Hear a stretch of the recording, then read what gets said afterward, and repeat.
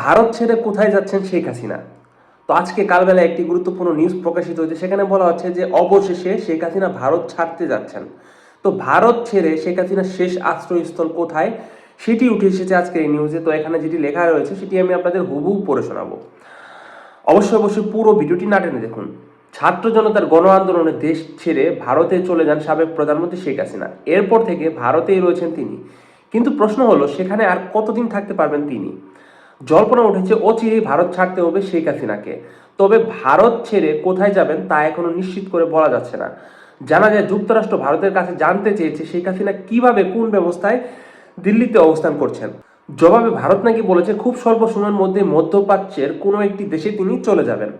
এমন খবর ঢাকার সরকারি একটি মহলকে জানানো হয়েছে। একাধিক সূত্র সংবাদ মাধ্যম মানবজমিনকে এ তথ্য নিশ্চিত করেছে। তো শেখ হাসিনা পরবর্তী আশ্রয়স্থল কোথায় সেটি সম্পর্কে কিন্তু ইউএসএ কে সুস্পষ্ট একটি তথ্য দিয়েছে ভারত।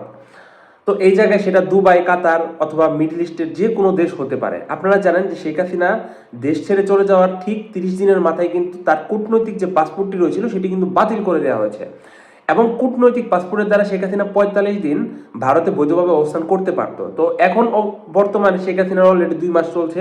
তো এরপরেও তিনি কোন স্ট্যাটাসে ভারতে রয়েছেন সেটি কিন্তু এখনো ক্লিয়ার হয়নি এ জায়গায়। উল্লেখ্য যে গত 5 আগস্ট ছাত্র জনতার গণ আন্দোলনে পদত্যাগ করে ছোট বোন শেখ রেহেনাকে নিয়ে ভারতে চলে যান শেখ হাসিনা। বাংলাদেশের সামরিক বাহিনীর একটি বিমানে তিনি দিল্লির কাছে গজিয়াবাদের হিন্দন বিমান ঘাঁটিতে অবতরণ করে তারা। এরপর থেকে তিনি কোথায় আছেন তা এখনো জানা যায়নি। শেখ হাসিনা দেশ ছাড়ার পর গঠন হয়েছে অন্তর্বর্তী সরকার, যার প্রদান করা হয়েছে নোবেলজয়ী ডক্টর মোহাম্মদ ইউনূসকে। এরপর থেকে প্রায় 2 মাস হয়ে গেছে, পরিবর্তন হয়েছে অনেক কিছুই।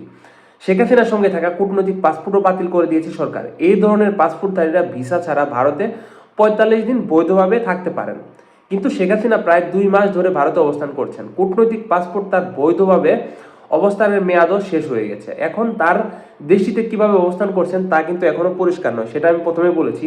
তো এই হচ্ছে আজকের গুরুত্বপূর্ণ নিউজ। তো শেখ হাসিনা ভারত ছেড়ে কোথায় যাচ্ছেন এটি নিয়ে কিন্তু অনেক তথ্য অনেক জায়গায় উঠে এসেছে। অনেকে বলছেন ফিনল্যান্ড, অনেকে বলছেন রাশিয়া, অনেকে বলছেন মিডল ইস্ট। কিন্তু শেখ হাসিনা যে ভারত ছাড়বেন এটিরও কিন্তু সুস্পষ্ট কোনো তথ্য এই জায়গায় নেই, এবং এগুলো নিউজ কিন্তু হর হামেশায় হয়ে থাকে। অনেকেই এগুলো নিউজ করতেছে, অনেক সংবাদ মাধ্যম এগুলো সম্পর্কে অনেক কিছু বলছে, কিন্তু এগুলো আসলে আগাম কথা। আসলে বাস্তব কথা যেটা, এটা কিন্তু এখনো জানা যাচ্ছে না। ভারত সরকার শেখ হাসিনাকে যেহেতু তার কোনো পাসপোর্ট নেই, সেহেতু মন চাইলে তো একটা দেশে পাঠাতে পারে না। তো এটা হচ্ছে বর্তমান পরিস্থিতি। আর ইউএসএ তেও কিন্তু শেখ হাসিনাকে আশ্রয় দিবে না, সেক্ষেত্রে ভারতই কিন্তু শেষ আশ্রয় শেখ হাসিনার জন্য। এখন এই জায়গায় সংবাদ মাধ্যমগুলো বিভিন্নভাবে বিভিন্ন কিছু প্রচার করবে। তো এখন দেখা যাক বাকিগুলো সময়ের ব্যাপার, কি হয়, সামনে শেখ হাসিনা কোথায় যায়।